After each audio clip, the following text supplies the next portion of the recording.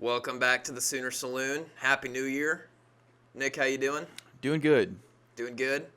Fun fact for you guys, 8 years ago today, 8 years ago, Oklahoma beat Alabama in the All-State Sugar Bowl. It does not feel like 8 years ago. 45-31. It doesn't feel like 8 years ago, does it? No. That was when Trevor Knight balled out, and Alabama fans say their team wasn't motivated to play, even though A.J. McCarron said in pregame that, what was it? They were the best team to They were going to go down as one of the greatest teams to not win a national title. So, anyway, they beat our asses a few years later in the Orange Bowl, but whatever. Anyway, a little bit of Alamo Bowl talk and some 2022 season talk.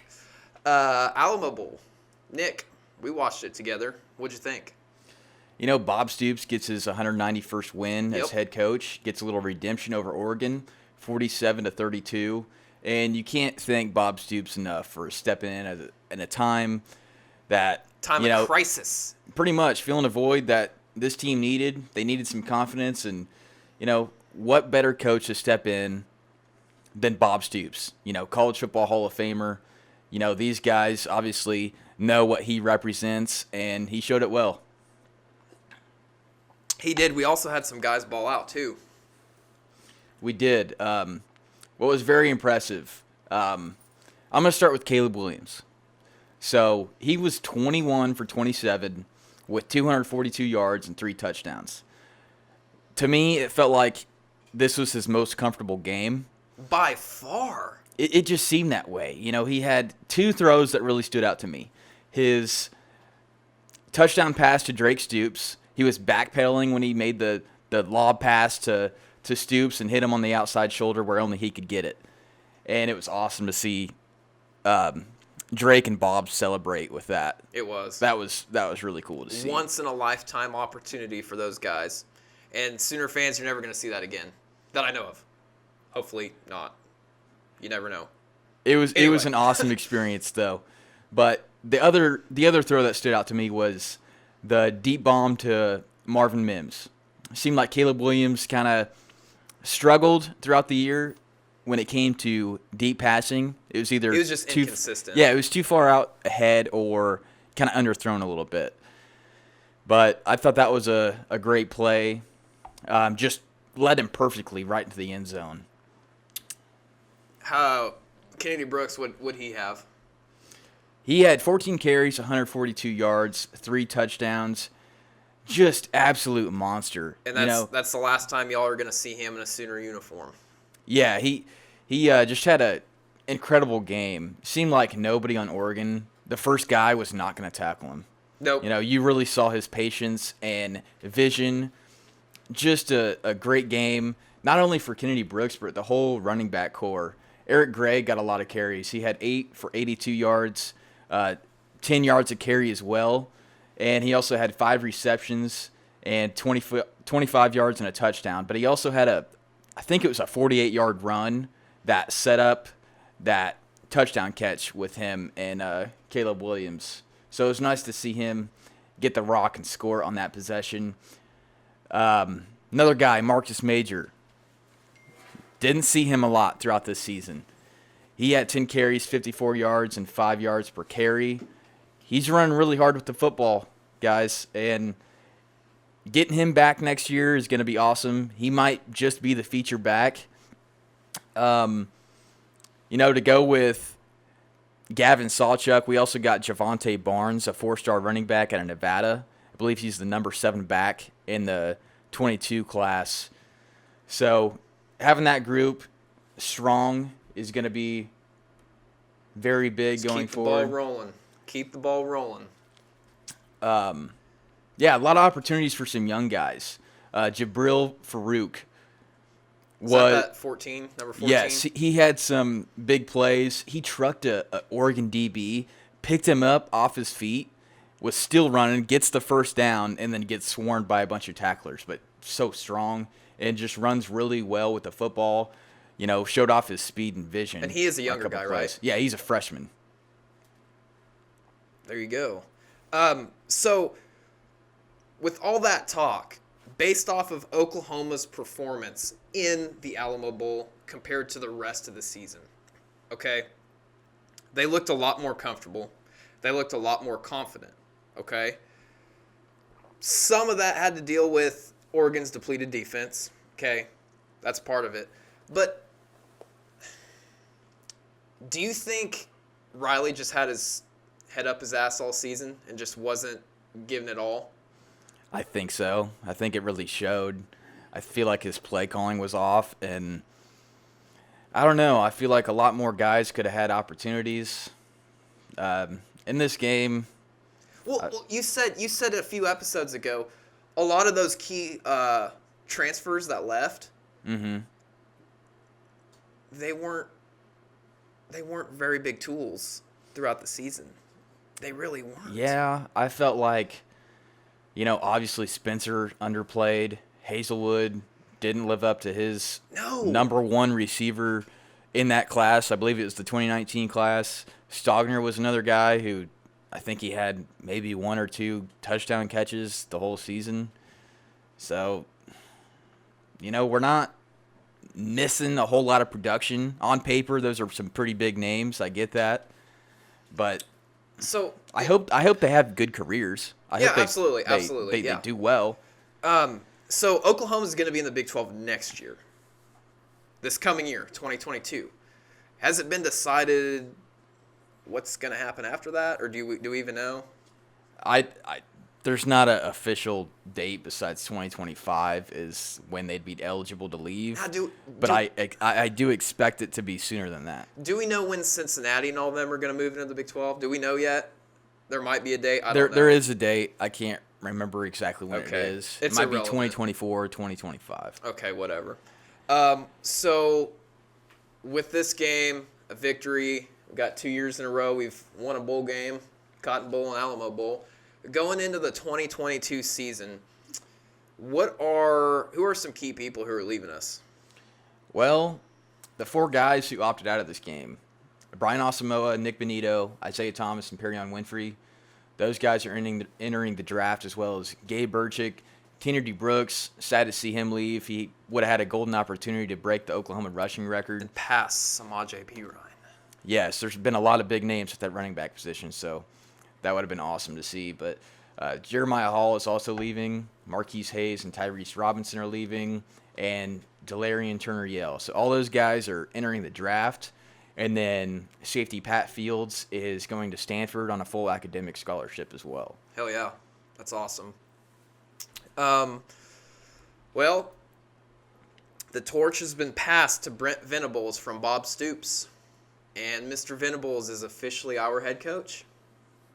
Officially. Yeah, it was really cool to see in that after-game press conference where Bob Stoops calls him on stage. Kind of takes him a while to get up stage. He's like way in the back.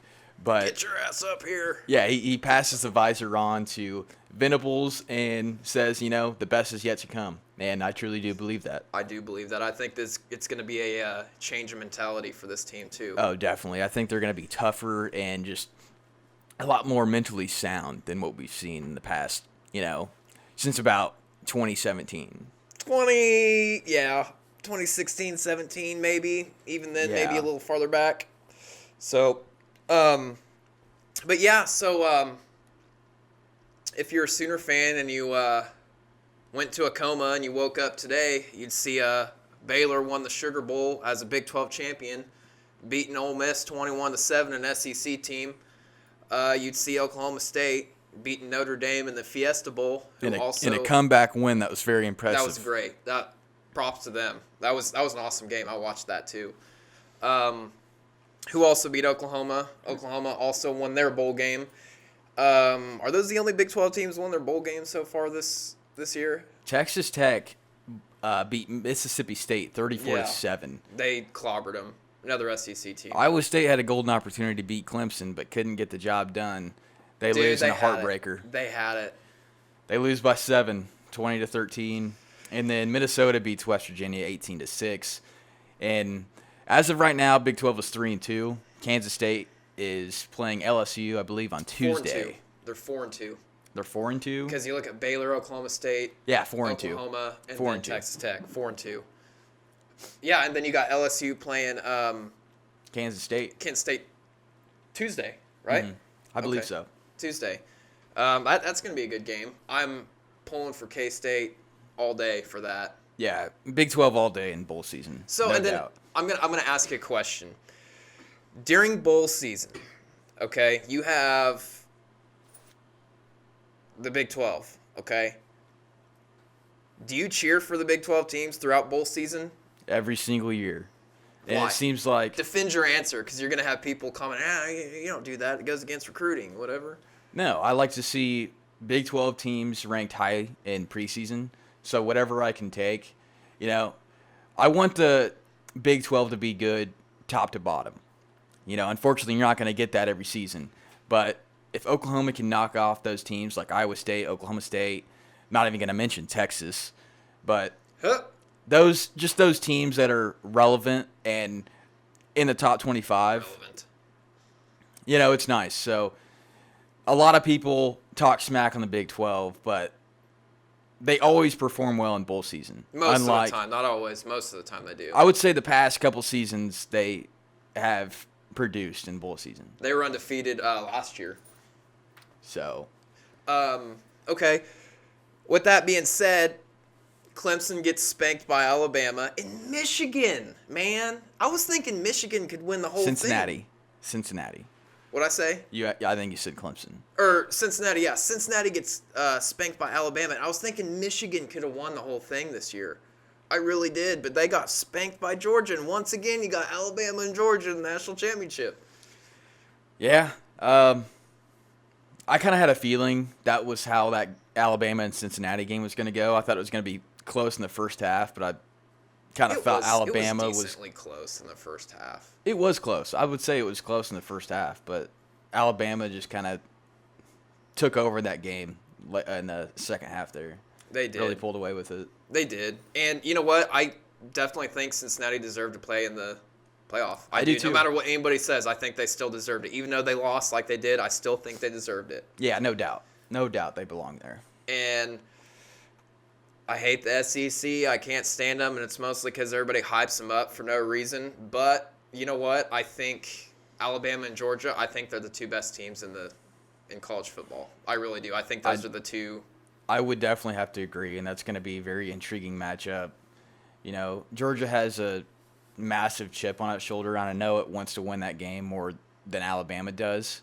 But Alabama is just such a juggernaut, and Nick Saban is always ready to go, no matter the circumstance, no matter how good or insufficient his team is compared to previous teams.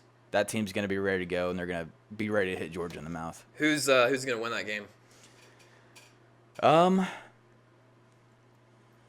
That's tough. I'm gonna have to go Bama. Would you put your paycheck on that? Would I be able to double my paycheck if Bama won? Yeah. Can I put half of my No. paycheck? Okay. I said then paycheck. No. You I'm would. not- Okay, so I'm you're not picking putting Bama, but you wouldn't put your paycheck on it. Just because I know Georgia's gonna want to win that game. They played great all season long, This guy. so we'll see. Okay. Sounds good. To wrap this up, I guess I'm going to throw one more question in there that I didn't go over with you. Looking at it now, January 2nd, 2022, looking forward to the college football year. What is Oklahoma's record ending the season in 2022? Right now, if you had to guess. 2022? Right now. Just off of no homework. Well, you did a little bit of homework, but Oh, They got Oklahoma State at home. They got Baylor at home. Texas is obviously going to be neutral site. They got at Nebraska. I'm gonna say about 11-2, 10-3. Okay. And do they make a Big 12 championship appearance?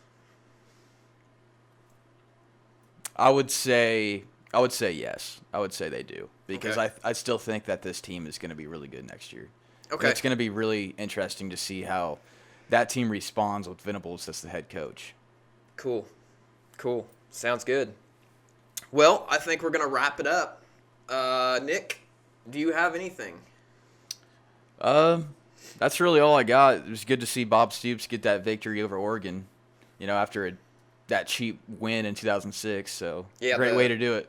The series is now at 7-1, and the only win Oregon has over Oklahoma is the 34-33 win. That was BS. That was completely garbage. But Yeah. Anyways. And thanks, Ethan, for coming on our show. We had fun. It was great. For sure. Okay, well, I guess we're gonna wrap it up. So, this is Nick, Taylor, Adam, Gabe, Emerson couldn't make it. Boomer Sooner. See you guys later. Adios.